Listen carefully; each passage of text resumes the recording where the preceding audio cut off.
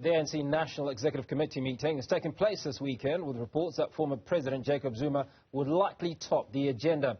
The former president is expected to be formally barred from the ruling party's activities for openly campaigning for the newly formed Umkhonto weSizwe party while remaining an ANC member. Dr. Levy Ndou, political analyst, joins me now. Dr. Ndou, good to speak to you. Now, we said in that intro that Jacob Zuma is likely to be high on the agenda, but speaking to Nomvula Mkunyane a little while ago, she said no. What are your thoughts on that? Good evening to you. Good evening to the viewers at home. Well, it is likely that former President Jacob Zuma could be a factor in the NEC meeting. Even though the Deputy Secretary refuses that, it will be their choice as the ANC not to develop a strategy on how to deal with former President Jacob Zuma. But what remains the fact is that the formation of Umkhonto weSizwe party, and which former President Jacob Zuma is the face of it and campaigning for this party, should be a factor for the ANC, because he has always indicated that he's remaining within the party, even though by actions he is not supposed to be counted amongst the members of the ANC. Now, whichever way you look at how they deal with Jacob Zuma, it seems that there is a pitfall, whichever way you look at it. So what would your recommendation be on that dealing? We know that Gwede Mantashe has said the issue of Jacob Zuma will be dealt with post the election period. We've heard contrary statements by some other officials from the ANC. Well, I think it could be the possibility, as indicated by Gwede Mantashe. The ANC, like other political parties in South Africa, has got a lot of things to do this year. They need to plan for the elections. They need to ensure that they galvanize support throughout South Africa to ensure that they actually win the elections. If they decide to call former President Jacob Zuma for a disciplinary hearing, it could actually mean that they are still emphasizing that he's a member of the ANC, and that would have a potential to negatively affect the program of the ANC, because they'll have to be focusing on former President Jacob Zuma.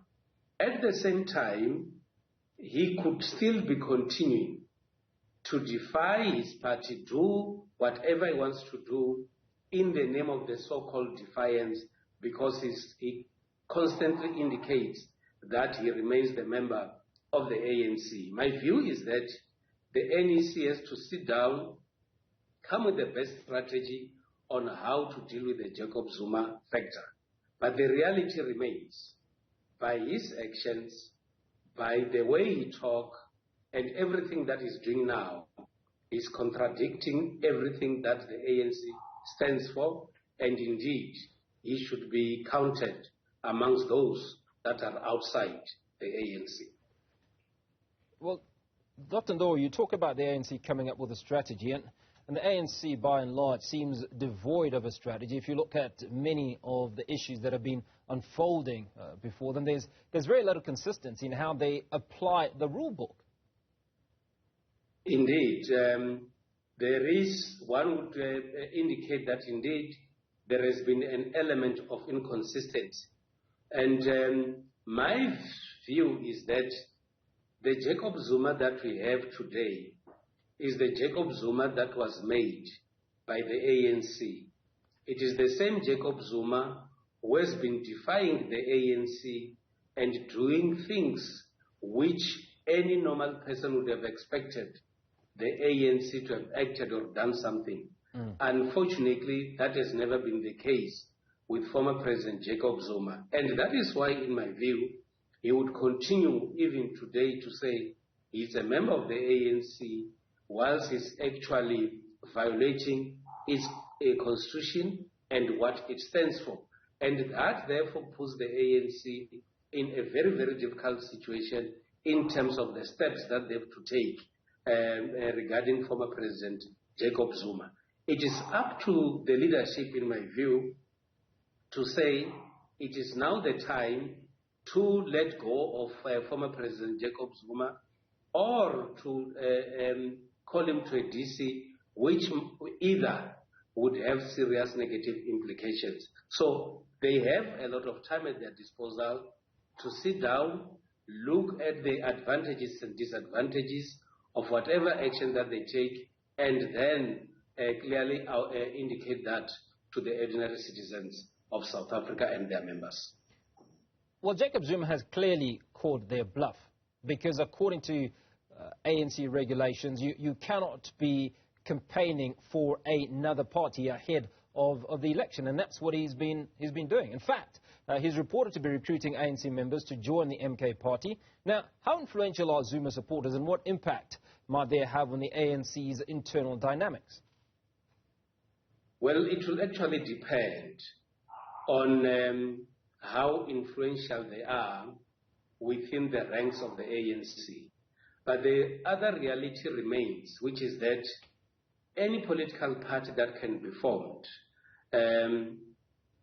threatens the support base of other political parties. And in this case, the Umkhonto weSizwe party threatens the support base of the ANC. And that is actually being carefully done by former President Jacob Zuma, because he consistently indicates that he remains in the ANC, and at the same time, the people that he associates most and the people that he has known for quite some time are members of the ANC. And the first area that, in my view, he has to focus on will be to recruit those that have been seen to be sympathetic to him and those that have been seen to be supportive of him throughout. So it does threaten the support base of the ANC. And that is why the ANC in KwaZulu-Natal has actually made different moves in an attempt to ensure that their membership in the province is intact, and to track those that would appear to be working with former President Jacob Zuma. And that clearly indicates that the existence of Umkhonto weSizwe party is and will remain a factor within the ANC dynamics. So let's just focus a little bit away from Jacob Zuma and come back to the ANC NEC meeting, which will reconvene on Sunday, from what we understand. And it comes at a time when the economy is struggling. How might the party address economic challenges in its election planning and strategy discussions? Because this is going to be key to its success. The ANC, in my view, has made a lot of statements on matters that relate to the building of the economy, which has to respond positively to the needs of ordinary South Africans and the creation of jobs. And unfortunately, that has not been the case.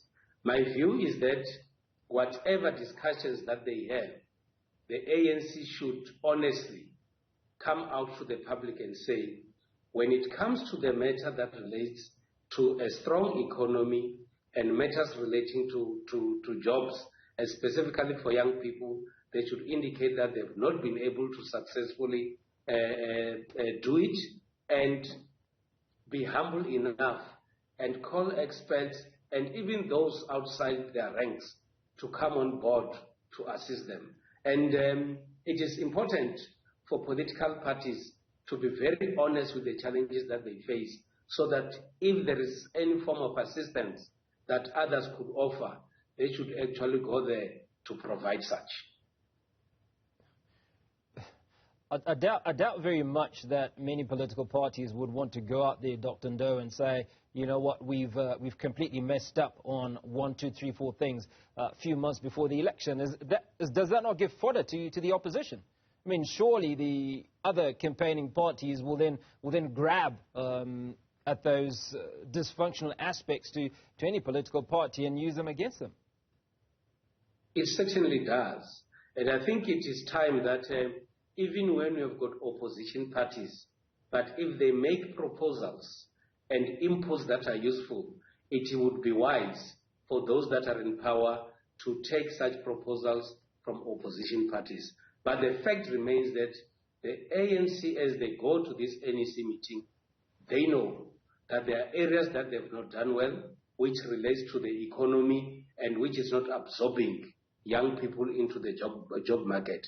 At the same time, the ANC is going into this NEC meeting knowing that the state-owned enterprises in the country are not performing as expected. And I would expect the ANC that is going to have their likhutla and make inputs on what the president has to say in the State of the Nation address, come up with an honest appreciation and indicate that there are areas that they've not been able to do well, so that the ordinary citizens should assess them based on what is actually the truth. So, Dr. Ndou, let's talk about a potential liability in an organization such as NSFS. Now, NSFS largely speaks to young people because they're the ones that are wanting to go to university and are expecting these grants that have not been coming through. So multiple thousands of these young people are not receiving their allowances or their grants. Now, these grants, from what we understand, are what these young people use to for their various families. Is NSFS a liability to the ANC ahead of this election? Are people going to vote with their stomachs? Are these young people going to be angry? Are they going to withhold the ANC vote because of what's transpiring there? I think it's important to acknowledge the introduction of NSFS scheme, which has actually assisted a lot of people, and specifically young people, to access higher education. At the same time, there has been challenges with NSFS, which has been ongoing. My expectation is that government should have been able to intervene long time ago to ensure that there is stability with NSFS, students are getting their grants at the right time.